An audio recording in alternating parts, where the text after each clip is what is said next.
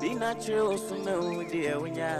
to bend my way, dear. I catch your panso, come home, and market your pa, our fiddy in it or some pa, FM and TV, why?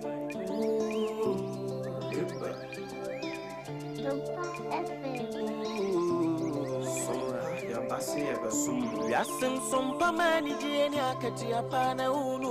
warada SOMPA de asitine munu ema katia pa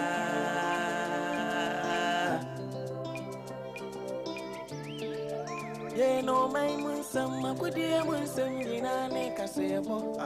bijisam ni ejasu sem yina SOMPA de abama SOMPA FM ema katia pa SOMPA TV,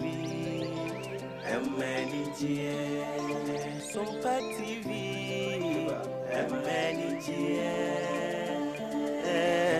oh, wisdom ni mitie SOMPA FM, he SOMPA TV.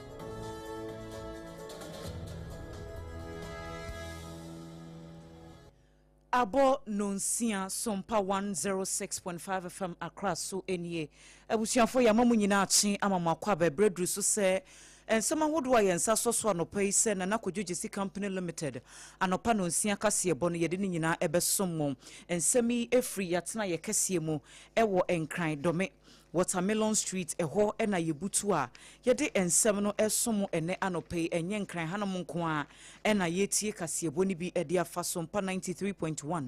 ewo kumase anopai womso efa ensem ni bi ayiko 100.9 enso ewo kumase horoma danfo pa radio ewo Paris France SOMPA 101.1 ewo takwatakrade eye 103.3 SOMPA yebate chiman ene mpotemo SOMPA 106.1 FM ena face nyan enso ye 98.9 enkranza eye 90.7 doma SOMPA 101.3 wom nyina efa bidoma 100.7 FM so ebutu empotem hono anopai womso eje ensem no ebi Kingdom 106.1 ewo mankesim oti enka ewo decoder no so eye SOMPA FM ye stream live ewo Facebook and YouTube Facebook no eye SOMPA 106.5 FM Accra and YouTube no eye SOMPA FM live Kanesh Eban Radio womonso ewo kaneshi edwedifo nyina no pay obia ebie kase bono emu etie wo www.sompaonline.com ehonso ya chrochro bi wo hono mu a obetimi akọ no wakọ kenkan SOMPA TV enonso yeda so anopay yede aseda no ema nana kodwogesi company limited eko obasempremo eno no adansie hu ne mapade wono ena edi kan ewo mei emu Jaws bread and pastries ena kofa Jaws hot cake aba edwamanso 3 Ghana cedis pekone kotubie na eniome nyina entumi nkoye endpoint homeopathic clinic ayaresa bia papa no pay ade bi etete wo fa kono wo monye hu adwuma 2074 ye nanom dudu akane no wo sha ene wo moye ne sensu e wo bottle kama mu eno nso eboa ayinyare wa hodo bia aye kwankoro edi afri ho Leicester Company Limited wo mo na de yas toothpaste ene ne brush aba edwamanso nyumakoi adaworoma anopensem aye de nam no niedi mu akotini bi ene se sesia manoda so no yewura tete yehono wasuma na sra adom no ama wo modusire mantifi kushegu ne karaga sade be na asundwie ebe ye adwuma a prosifo e wasantemantemu se wombeji adamudie enya de a wombe soso kora bribe no se de IGP kan ye no wom se enumu a ene wom mampane wapa free half no ho asem na watufo sa na adwodidie titru ni ne emu adu wo boso ye de ba DVLA adwumakuo no wo mo de aso akobọ fom se office mono chankura wo mo ba behwe no ma yehu adwuma e wotema ene ne mpotem eno ana ukọ kofodua ene na afamra se badwani owo ho etutimamufofo sɛ mpuntuo bɛtumi aduru waboboa no yi a gye wɔn mo ne asambere ɛne nananom nyinaa ka bom ansa. Atoyɛnkyɛm aboafo kuo ya ɛwɔ Techiman North wɔn abɔ kɔkɔ sɛ mframa no wɔden ɛbɛbɔ enti wɔmanfoɔ yɛ wɔn pɔtem hɔ no wɔn anya hweye adan ahodoɔ a adwoskoto nyina no wɔn engyina yi. Afe yɛbɛkɔ ama no ne China ne bi wɔn akyi no ɛwɔ Kenya ne bɔne a wɔde ne sɛ anka wɔfa kwati kware na wɔde entatia a wɔn kuro mu Kenya hɔ no ɔde kɔ China wɔn obi amane nti wɔn akyi no sesei yɛde nato afiase yɛde ho nsɛm ba yenum a yɛbɛkenkan ɛde amamo ADWOA ASARE enimidin mene triple AMI ASARE APAM DADAA.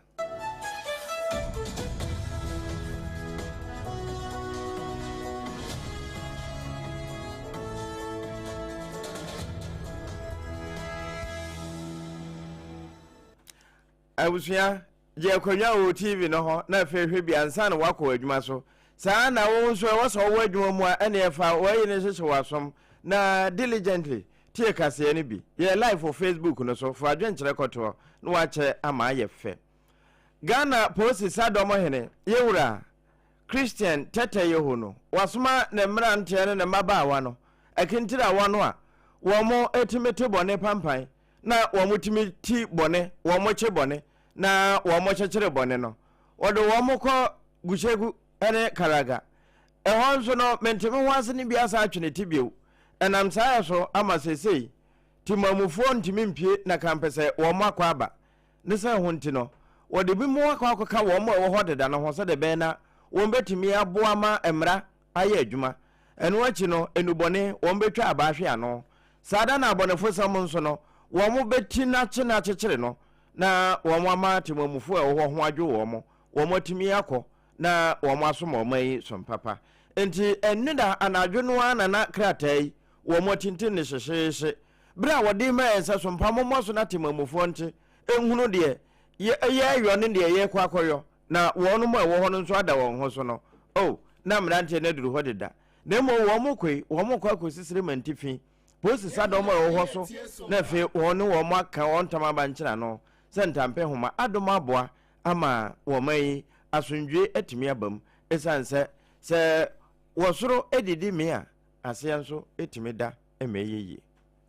Abusia yedasoa ejina aprosifo no akache na Chief Superintendent Frederick Hammond wono eneye Menhia Divisional Police Commander ewo Asante Mantamuno emu na wode atu dwa se enyade se bambofo a ewo Ashanti region die womo ebe gigi adamudie ewa hyenkafo ho anase bi ekwan so jojo na ebi a hyenkani bi a won pese obedi mmara so na eye ya wo beyi ahye polisi ni nensa wo se ne de enyade a won beso so kora no wo se na nsem nkrofo bi etenetere wo sa wo mpotem ntitru pa ene ne division ho se adrobafo e wo ho no police fo tete wo mo stress wo mo life pa se ne ye hyen no wonya ye se bia wo park ba bi kakra bia ne achewo ena license wo hie bi okra wo nkrata ne bibia ye kama na so wo mpese kwa bia so wo mo gisika e wo ho nti no wo mbe tete wo a eno no wode ato dwase na nsem ntem IGP ebo ho ano ho ba se bribe ho asem de nya de a wo mbe so wo mamu eno ena wone ne mrante no so wo mo hwe no wo mo edisu nti wo mo a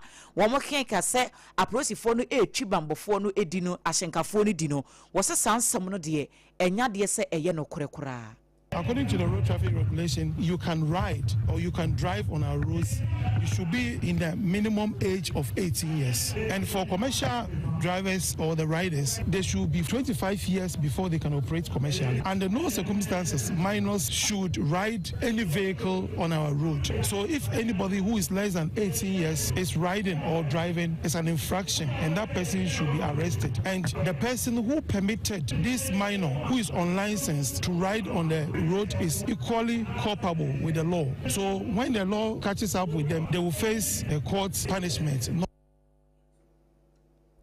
Enuachi ena opanyini esan kasafa eye Narcotics Control Commission adwumakuo no eye NACOC wo madwuma wo moye ewo asantemantemu wo se enchepi wo mutintim emra ya eno no sie hu se ukita enurubone na wode eye adwuma wankwa nkoda mukura na nye mfihia beye edu eko adurunu entem enti wo mu a wo moye saden titru pa wo mu twi pragia ene abobo ya yen se nanse mutem behwa boys no eno ho adwuma ene wo moye enurubone no wo mode ne nanenam wo mo se ye chewa emra no ene ubedi ni yie pa. You also talk about the narcotic drugs. After the narcotic drugs, the Narcotic Commission Control Act, we have an act which was promulgated in year 2020. It's also flouts on, and whenever you have possession of narcotic drugs for use and you are arrested, you can be prosecuted in court and you can go in between a minimum of even 10 years to 25 years. And people who are also assisting them, abetting these crimes, also face similar punishment. So we all entreat the parents and especially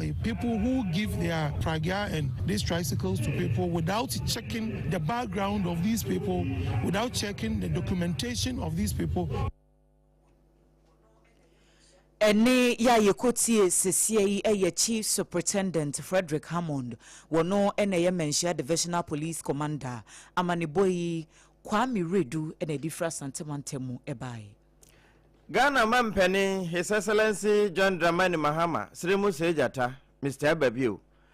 Free primary health care no, wanya pa honte mampa. The ene binomo se jama eba betra health insurance mua. Wachire moneda se enyade eba betwam na emu eba beboa no kura sama na djuma no jina na SCP esita. Na emu no wo ba be chese we ya ebe no sabi odi efrefre yare ebreye no. Enye bibie huhuhu bi ewe chiro se enye yedidie mu a eye nomo ene yesu ni ye ban ne yabrabo bi a ye bono a eno a na ye frefre yare ebreye enti anadwo didie no ye nsusu ene mpo se yebedi na anadwo a ma nkonko edie mu edu totwe yedi wie ya ne yeda na wo ka no enam se na obi ayo bi nti na esere ye kura ahye homa to change your lifestyle. I mean, if you are the kind of person who likes eating heavy foods, you are not physically active, you are sitting in one place, and yet when they give you your fufu or banku, you say it's too small. You want a big bowl of fufu, and you want to eat it every day. Sometimes you eat it at night before you go and sleep. All those dietary changes you'll be educated on. Please, by 7 o'clock, eat your dinner and don't eat again. If you are hungry, just take some cup of tea or something. Don't eat any heavy food. Banku in the evening, you come from work in the evening, and then your poor wife is tired. Come and do banku, come and stir banku for me at 10 o'clock in the night. Why? So an aspect of the free primary health care will be education on how to maintain a decent lifestyle. Enti udi ebu nabuo ebukura timidi bisi hwa bedu bakono wasode diansana wo beda wada ni nyina no frefre yade de bre ne na mampani atu ehofo wo free primary health care no bra na wo pa hontoma a kire de dwumadi a eba bedie ene se wabi yensamusui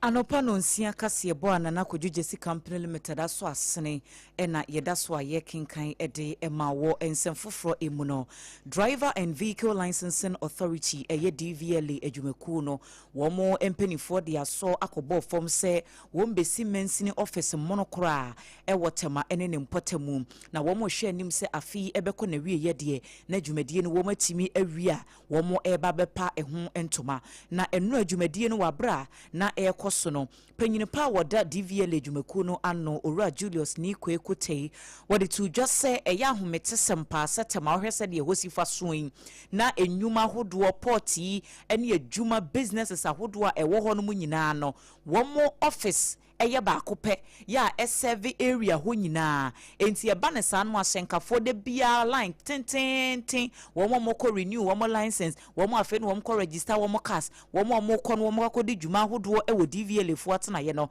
ya na line no ayetenti bebrenti de bia o how ne atete sa enti wo mo gidi pass project ya wo mo di be de ya de a ebetimi abo o manfo wo potem ho yie pa. Commercial transport and industrial activities in Ghana. It is a port city, a logistics hub, and a densely populated urban center for all that DVLA has had exactly one office serving the entire area. Ladies and gentlemen, the demand on that single office has never been proportionate to its capacity. Drivers wait long hours, vehicle owners travel distance that should not necessarily be. Our staff bears load that a single location was never designed to handle. It is not a service delivery model. It is a bottleneck that we have tolerated for long. Wei eye Ora Julius ni kwei kote wono ene ye Chief Executive Officer Emma DVL Ejumekuo no Yamani Boni Nana Opon Chichiku ena ediwei ebaye. Abusia yanko kofodua. Mrashabedweni ya wompotem hoya honorable Michael Wachiribefi. Na wono na constituency chairman Ura Celestia Muzu. Wo boneto se asa papa na ya yesiri akola. Na radio suno wakasa kasa ode radio fo na ni na wo mo kasa nemum sanka wone aban krache wo ho anase wone mantan no so afo ebeka wo motama ban kire ho pa na wo mrase bedwam obetimi awura ma yafre ne miwura mrase bedwani na wa primpunto ede aba no enya no no woyo enti won de hu ne sese mpunto no beba enka bomu asambiri no nananom mrase bedwani ena efe mantan no so afo ene wono mu a eka bi ewo mu ompotem ho no ene betimi aka wo motama pama no ama wo mo ewo apoya fom ho nso no wo mbenya wo nchefa. There's nothing that you can do about that one. And let me sound this question to him. As if forgetting that the mother is also a kubo. Baby is a kubo. As if forgetting, okay, we should not be doing this at all. It doesn't sound well for one other baby. I will describe him as a dishonorable member of the Reserve Constituency.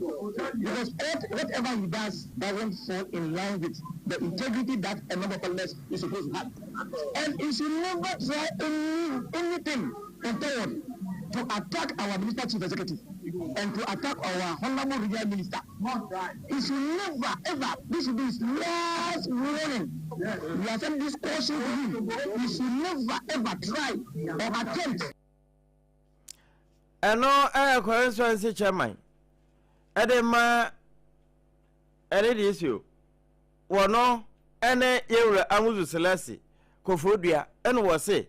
yewura Ochiribefi sanka wone aban krache ni regional minister be kan bom wo maprimpuntu aba no no wo de se won e radio so enti sune mo onya sa de ni bio wo mo nka mo mampuntu mra selasi amuzu. Abusia ye kai wo se SOMPA 106.5 FM Accra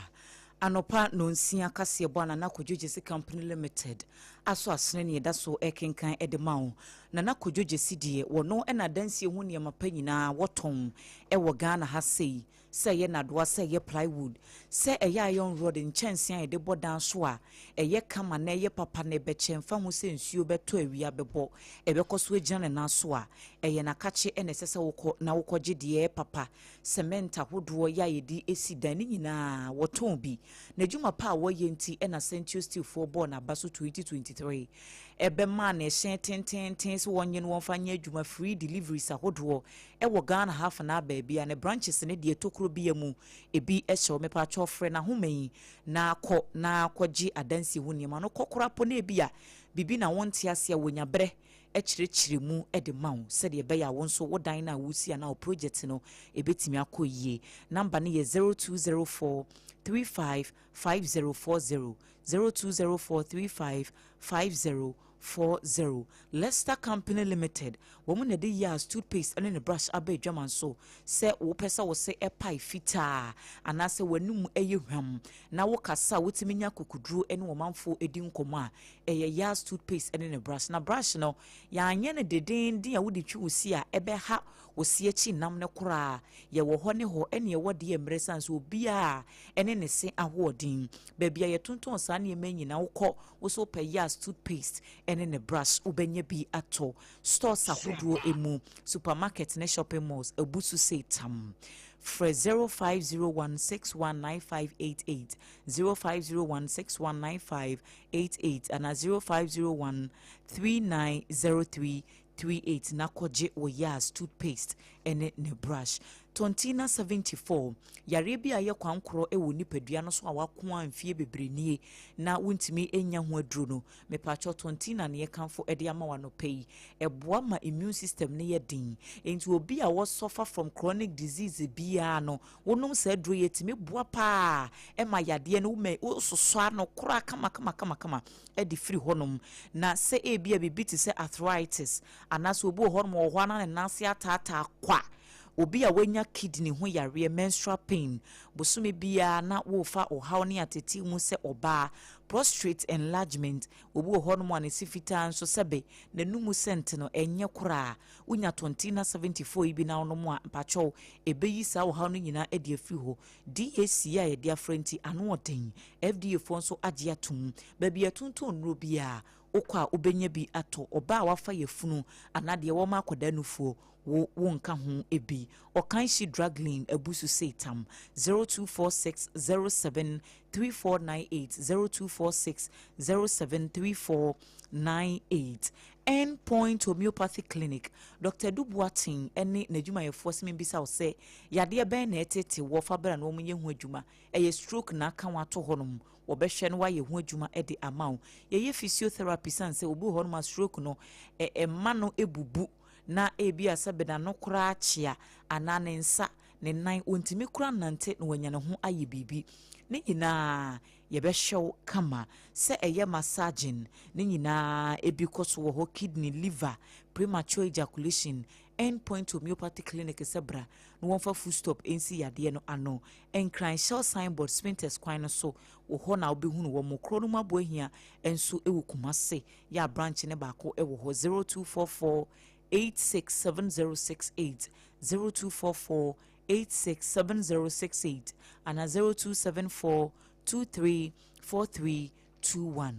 Jaws Bread and Pastries woman akofa Jaws Hot Cake aba se mu amu ye dokono etono ya ma adwuma na ye fo e de amamo se betubi e wo Jaws for ho at 3 Ghana cedis na wo koton no se de wo pe se program bi so na wo ye na wo pe dokono ni do so pu a eno so wo kwa wo mbe ye order no e de amaw kama Dome Jaws Bakery wo mu wo commercial bank no echi ho no mo a e ho e na wo be hunu wo mo me pacho number wo be frɛ na wo ni wo mu edi enkomo no e ye 0256 068832 0256 068832 eno eye Jaws Bread and Pastries a wo makofa Jaws Hot Cake a wo mutu no 3 Ghana cedis pe nyumakoi ada Roma ye dane ye hu tia wabi ye ba de aka atwire ne ye de beto aso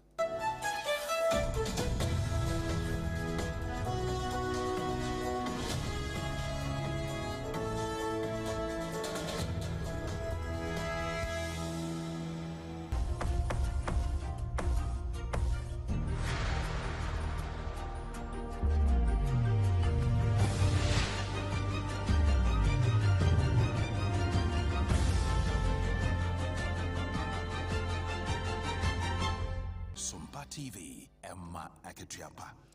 Emma Aketiapa mpabusia yedamase yeto akase bono eso Techiman North Mensin Kwancherefo ya odatu yenchema boafo eku nadmo ano eye Owura Mohammed Adamu na wode atu dwase nadmufo wo mahase de womani efa fampotem ahodo e wo Mensin no emu na wo mahwe bia ye nsuo to a etai eyiri ne sei niema na wo mahwe aye ehu adwuma sanse enche ensuto bre ni mu a ene ye wo no na wo makikere niema hunu se emframa ano oden ebi bebo e wo Techiman North honom enti ene dan a esisi hono mu a ensi ye nyina ye esese ye dwirigu no wo mbehwe no wo mu adwiri sa dan ne nyina gu ansana emframadenden ne ensuo kese ya eba beto no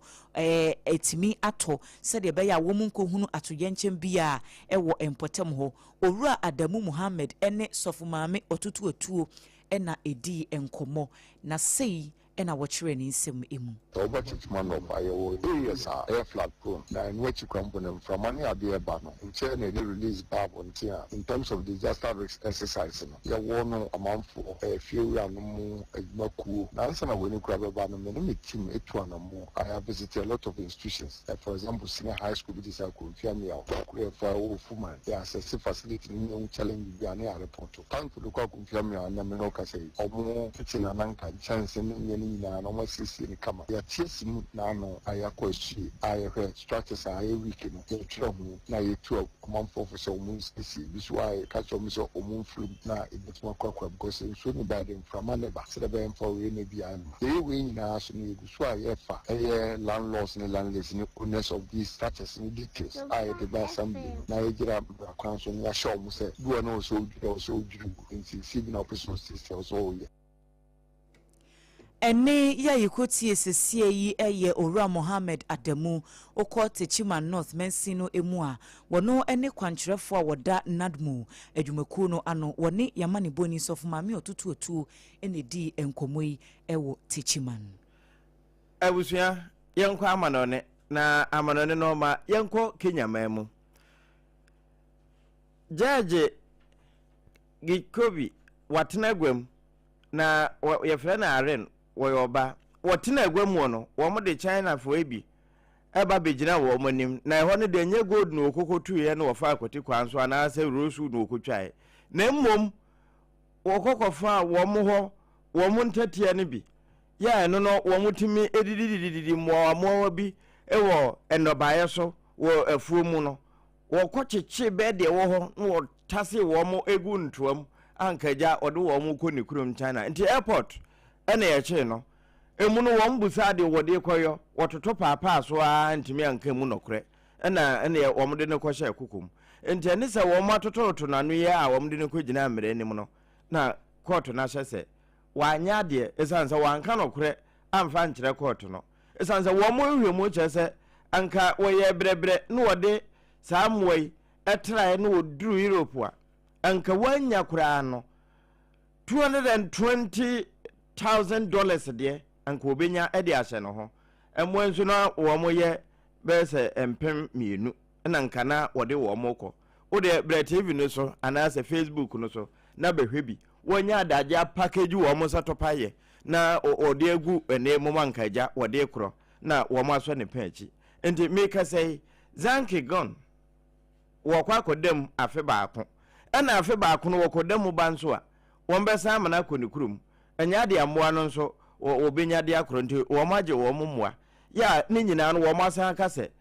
enam se watia amoa ho bambo de friend wildlife ninti no won konko de afiase afe baako na wonfa enye esuade enam so ama sese Charles Mawenge mo wo mo nyina nso kasa bi kyase hwe na samoa we kura no nka wo manya no ebro be se 58 million pounds kura anka wo betumi enya de efrim enti eno nso ne de aba enti se wo bi a mo ni na ho na hunu kwa abafa so asisi wo mo na wo mo ya japade Ebusia enoso ena yegina na no pay yede kase bono asi ede amamon sama wodo a yede baaye no na de edi mu akotini bi enesa santemantemu prosi adwumaku no se enya de a wombeso so bribe gye so kora ewo empotem ho sada ena prosi sadom penia otua wo ma no ede ne mrantie no bi ekọ cement fin se be na eho badwo gushegu ene karaga DVLA adwumaku no ede aso akobọ fom se wo mu ebesi mensini office monokra ewotema ene ne mpotem mampane mahama se wo a wotiase a wotie ensesi a no wo ye o manager pade enti wonkwa hia ne se bibia wo pa free health care no anwo no wo se anadwudidie titro banku fufuo efri no nso kro no emwa pomodempa Techima North Nadmu adwumaku no so abo manfo nyina no ho bafa emframani ensu a eba beto mpotem wonti adan a ajoskoto na enyina ye nyina no wom so wom behwe no wom adwiregu ana yakokofodua nso no chema emuzu salasi ese niema bi koso a wankasa ti ho eyi bone wo mane ntafro ese obi enya bi akofodua nso enya ne chefa no empio na bo maka wachiri bafi wano wadane siri akwala na wo de sempenin for radio so so otunofo se wono wo monka mom mampuntu mra afi amanane no China ni zan kigan make say Kenya fo wo mo court e wo ho ya jeli no so won konkoda afiase afi esan se wasesa wo mo ho wo mo ntatia ne bi aye wo mo te se ye hai sei enkakape anase ede ekoni kurom na wakwa akoton adi make say afiase wanya Kasieboy wutie ye every SOMPA 106.5 FM Accra na ebi efa ya affiliate ahodo ewo Ghana ha nyina ne amanone SOMPA 93.1 ewo Kumase SOMPA Takra de Techiman Sunyan Enkranza Doma Saranso ena Doma FM 100.7 womo Fabi Kingdom 4 Fabi ewo Mankesim Facebook YouTube baby ya yes stream live ewo honum ema wonso ote yenka SOMPA TV enonso Sara na yedaso ene anopei www.sompaonline.com ukohonso a ubetumi enya ensem ni bina wakenkan yediaseda mana na kodjujesi company limited Leicester company limited womde ya toothpaste ene ne brush aba edwaman so 2074 ye nanum dudu anu omo hya na omaye ni se ensio endpoint homeopathy clinic nso ayaresabia papa ewo mai emu Joss bread and pastries a womakofa Joss hot kinky aba edwaman so yenum ayede kasiebo no ebremo midin ede ADWOA ASARE mene triple way man ejapia apam dada